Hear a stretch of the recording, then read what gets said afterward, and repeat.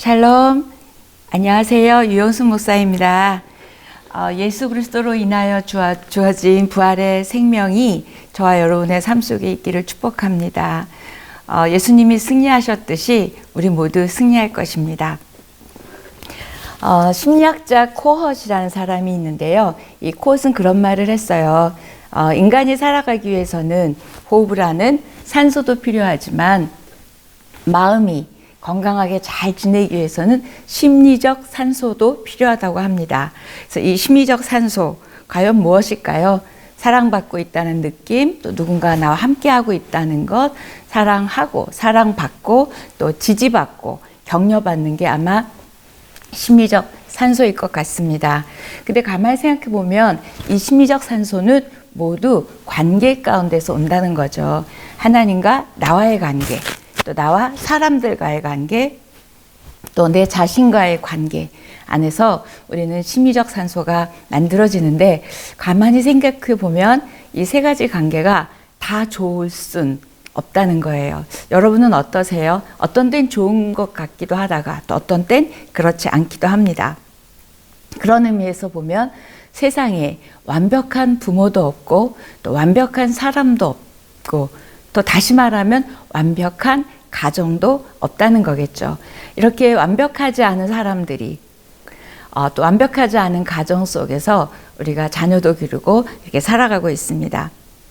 그렇다면 오늘 드릴 말씀은 꼭 자녀 교육에만 해당하는 것이 아니라 관계 가운데 살아가는 우리의 삶 가운데 정말 이 심리적 산소를 공급해 줄 수 있는 게 무엇이 있을까? 경청과 공감에 대해서 말씀드리고 싶습니다. 공감, 너무 쉬운 단어고 경청, 너무 잘 아시는 단어입니다. 그런데 저는 보통 공감과 경청 하는데 저는 오늘 경청과 공감이라고 말씀드렸어요. 왜냐하면 공감을 잘 하려면 잘 들어야 하죠. 그래서 그 어린 왕자 책 아시죠? 거기에 나오는 글 중에 사람의 마음을 얻는 것이 가장 어려운 일이다 라고 하는 말이 있어요. 그런 것 같아요. 사람의 마음을 얻는 일이 쉽지 않습니다. 그런데 이 경청과 공감을 통하여 사람의 마음을 얻을 뿐만 아니라 하나님의 마음도 얻고 또 우리 삶이 달라지는 이야기를 하고 싶습니다. 이 경청과 공감은 어찌 보면 관계의 핵심이기도 하고 또 마음이 통하는 핵심이기도 합니다. 그래서 하나로 만들어주는 이해, 또 하나로 만들어주는 소통이 바로 경청과 공감이죠. 이렇게 잘 들어주고 잘 말하면 아마 더 나은 가정, 또 더 나은 교회, 또 더 나은 사회, 더 나은 하나님의 나라가 될 것 같아요. 그래서 어떻게 하면 우리가 잘 듣고 잘 말할 수 있을지 한번 말씀드리고 싶은데, 말 잘하는 사람은 말 잘하는 게 아니라 잘 들어주는 사람이 정말 말 잘하는 사람입니다. 그런데 저와 여러분은 잘 들으려고 하기보다는 할 말이 너무 많아요. 하고 싶은 말도 너무 많고 지적하고 싶은 말도 너무 많고 또 이렇게 되고 바람도 할 말이 너무 많습니다. 그러다 보니까 우리는 자꾸 정답 같은 말을 합니다. 그런데 슬프게도 정답은 사람을 바꾸지 못하고 정답은 사람과의 관계를 더 좋게 하지 못한다는 거예요. 그래서 어떻게 하면 잘 듣고 잘 공감할 수 있을까? 자, 경청. 잘 듣는다는 건 어떤 것일까요? 그냥 내 귀에 들리는 것만 듣는 게 아니라 상대방의 마음속에 있는 그 마음의 소리까지 들리는 게 아마 경청입니다. 그리고 참아하지 못한 남아있는 말까지 들을 수 있다면 더 좋겠죠. 내면의 소리에, 마음의 소리에, 영혼의 소리에 그렇게 귀 기울일 줄 아는 게 경청입니다. 근데 너무 어려워요. 쉽지 않습니다. 왜요? 내 마음의 소리도 어떤 때 잘 들리지 않고 또 하나님의 음성도 잘 들리지 않는 게 우리입니다. 그렇다면 잘 듣는 건 어찌 보면 귀의 문제가 아니라 마음의 문제입니다. 그래서 여러분, 경청을 보통 이야기할 때 이 귀로 듣지 말고 마음의 귀로 들어라 이렇게 얘기합니다. 그러면 마음의 귀로 잘 들으려면 첫 번째 마음으로 듣는 거잖아요. 그러니까 여러분의 마음을 비우셔야 돼요. 내 마음에 이미 무언가 가득 차 있을 땐 다른 사람의 이야기나 생각이 들어오지 않습니다. 그래서 마음은 무언가를 담는 그릇이잖아요. 그래서 그 마음을 비울 때 상대방의 말이 들립니다. 그다음에 또 그러면 도대체 마음을 비운다는 건 뭘까? 그건 분석하고 평가하고 정답을 주고 싶은 마음을 눌러놓는 거예요. 이게 마음을 비우고 듣는 겁니다. 두 번째, 잘 경청을 하려면 마음의 높이를, 마음의 주파수를 맞춰야 되죠.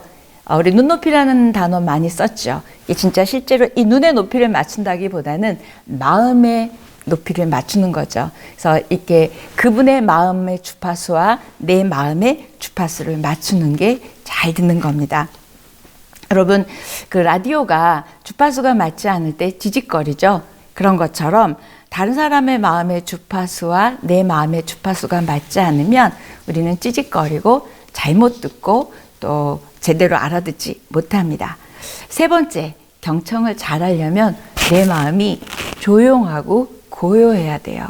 고요해야 들리죠. 그런 것처럼 내 마음이 막 화가 나고 속상하고 두렵고 염려 있고 이래서 마음이 고요하지 않을 땐 상대방의 말이 들리지 않습니다. 이게 잘 듣는 거예요. 이렇게 잘 들으면 우리는 공감할 수 있습니다. 그럼 공감, 한문으로 같을 공자의 느낄감이거든요. 결국 다르게 말하면 함께 느낀다는 말이 공감이에요. 이 공감이라는 단어는 원래 미술에서 나왔어요.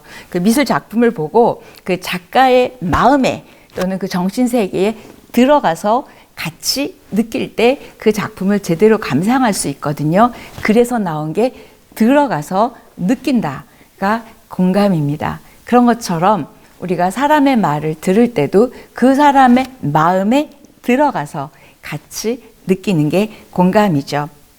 그래서 공감의 능력이라는 단어도 있는데요. 이 공감은 그랬구나 이것만이 아니라 그걸 듣고 그 사람의 말을 이해할 뿐만 아니라 그 이해에 맞는 내 행동이 수반되는 것까지가 적극적인 아주 공감이라고 표현할 수 있습니다. 그래서 근데 이 공감을 잘하려면 내 마음에 나에게 먼저 공감을 잘해야 되는데 이거 다른 표현으로 말하면 내 마음에 상처가 있거나 두려움이 있거나 분노가 있으면 우리는 다른 누군가의 말을 공감할 수가 없다는 거예요. 그래서 공감은 네 말이 맞아, 네가 그런 게 맞아 라고 편을 들어주는 게 공감이 아니고요. 상대의 그 말을 한 입장을 이해하고 무엇보다도 그 감정에 그 느낌에 같이 느끼는 거예요. 힘들었겠구나, 슬프겠구나, 억울했겠구나 이렇게 그 상대의 감정에 내가 같이 들어가서 느끼는 거죠. 그래서 공감을 잘하려면 첫 번째는 버려야 되는 게 뭐가 있냐면 판단을 버리셔야 돼요. 왜 저렇게 말해? 그럴 수 있는 거 아니야? 이런 판단을 버리셔야 되고 두 번째, 내 입장을 버리셔야 돼요. 엄마의 입장, 또 아빠의 입장, 또 오너의 입장, 뭐 각각의 입장이 있잖아요. 그 입장을 버릴 때 공감할 수 있고요. 세 번째 버려야 될 건 뭐냐면 여러분의 프레임, 틀이 있습니다. 인생관, 가치관, 물질관, 뭐 종교관 이런 관점, 이 프레임을 버릴 때 정말 공감해 줄 수 있죠. 그래서 예를 들어보면 공감의 예입니다. 아이가 이렇게 얘기하는 거야. 엄마, 나는 공부하려고 그러면 자꾸 딴 생각이 들어요. 이렇게 얘기했어요. 그랬더니 첫 번째 엄마가 이렇게 얘기합니다. 네가 공부가 하기 싫으니까 잡념이 들어. 넌 맨날 왜 그 모양이니? 이렇게 말하는 엄마가 있고요. 두 번째 엄마. 잡념 때문에 공부가 안 된다고? 여기까지는 공감을 되게 잘한 것 같아요. 근데 거기다 이렇게 얘기합니다. 정신 똑바로 차리고 해봐. 그리고 안 되면 기도하고 해봐. 이게 공감하는 것 같은데 뒤에 뭔가 엄마의 생각을 얘기하죠. 또는 뭐 그럴 때가 아니잖아. 정신 차리고 해봐. 이렇게 얘기할 수 있어요. 또 세 번째 엄마의 공감은 이런 겁니다. 이렇게 중요할 때 집중이 안 되니 너도 참 힘들겠구나. 이렇게 얘기해 주는 거예요. 그러면요. 어떨까요? 여러분은 1번, 2번, 3번 엄마 중에 어떤 엄마이세요? 저는 주로 1번이었던 것 같아요. 애를 기를 때. 여러분은 어떤 엄마세요? 자, 그래서 이렇게 공감을 자녀가 받든 남편이 받든 또 아내가 공감을 받게 되잖아요. 누군가 공감을 받은 사람은 일단 그 문제가 개선이 되지 않는다 그래도 마음이 참 따뜻해지고 너무 좋을 것 같아요. 아, 다른 사람이 나를 이해하고 있구나. 마음이 따뜻해지고 더 심하면 눈물도 울컥 날 것 같습니다. 그래, 힘들구나. 우리 한번 해보자. 라든지 이렇게 해주면 눈물이 울컥 나잖아요. 눈물이 나면 그 문제가 아닐 수 있어요. 두 번째, 공감을 받으면 마음이 든든해집니다. 그리고 막 희망이 솟죠. 나 혼자 아니구나. 같이 이렇게 해주는구나. 그래서 막 자신감도 생기고 해볼 만한 일이라는 그런 희망이 생기죠. 또 하나는 공감은 사람을 변화시키는 힘이 있습니다. 그리고 그 문제에 대해서 다시 한번 생각해보고 다시 한번 도전해 볼 수 있는 기회를 주는 게 공감입니다. 자, 아내 입장에서 오늘은 밥하기 싫다 이렇게 얘기했어요. 그랬더니 공감하는 남편 이렇게 얘기하겠죠. 우리 뭐 시켜 먹을까? 이런 게 이게 공감이겠죠. 왜요? 그 마음을 들어가서 이해됐을 뿐만 아니라 거기에 맞는 행동까지 한 거예요. 그런데 또 이렇게 말하죠. 당신은 집에서 하는 일이 뭐야? 밥이라도 제때 해줘야 될 거 아니야? 뭐 이런 식으로 얘기하면 그때부터는 관계가 싸늘하겠죠. 자, 여러분 공감, 경청, 가정 안에 또는 여러분의 삶 안에 굉장히 중요하고요. 이 가족 간에 단단히 묶는 힘, 관계 안에 단단히 묶는 힘이 있습니다. 그래서 경청과 공감을 통하여 여러분의 삶이, 여러분의 과정이, 또 여러분의 관계가, 또 여러분의 모든 것들이 더 풍성하고 행복하기를 축복합니다. 자, 이 맥락에서 오늘 또 소개해드리고 싶은 책은 바로 이 책입니다. 보셨어요? 이제는 들립니다. 주의 음성. 빌 하이비스 목사님 잘 아시죠? 빌 하이비스 목사님이 쓰신 책인데요. 제가 왜 이 책을 소개하냐면 지금 듣는 거죠. 공감하는 거죠. 우리는 사람의 소리뿐만이 아니라 내 내면의 소리뿐만이 아니라 우리는 마땅히 하나님의 음성도 듣고 공감하고 또 살아내야 되겠죠. 근데 우리는 누구나 하나님의 음성을 듣고 싶어 합니다. 그런데 듣고는 싶어 하는데 그분은 말씀하시는데 우리는 들리지 않아요. 자, 그래서 왜 그럴까? 우리는 듣고 싶은 말만 들으려고 하는 속성이 누구나 있습니다. 자, 하나님은 저마다 다 각각 다른 방식으로 말씀하시는 것 같아요. 그래서 하나님은 이미 말씀하시는 하나님이시고 입을 지으니가 말하지 않겠느냐, 귀를 지으니가 듣지 않겠느냐 하나님 말씀하신 것처럼 이미 말씀하셔요. 그런데 우리가 이제 바짝 그 주님의 입에다 귀를 가짝 대면 들릴 텐데요. 왜요? 주님은 큰 소리로 우레같이 말씀하시기보다는 세미한 음성으로 저와 여러분의 심령 안에, 마음 안에 말씀하시거든요. 말을 거시는 하나님, 세미하게 속삭이시는 하나님, 또 확신을 주시는 또는 평안을 주시는 또 어떤 행동을 촉구하시는 그런 주님의 속삭임이 있습니다. 자, 하나님은 속삭이세요.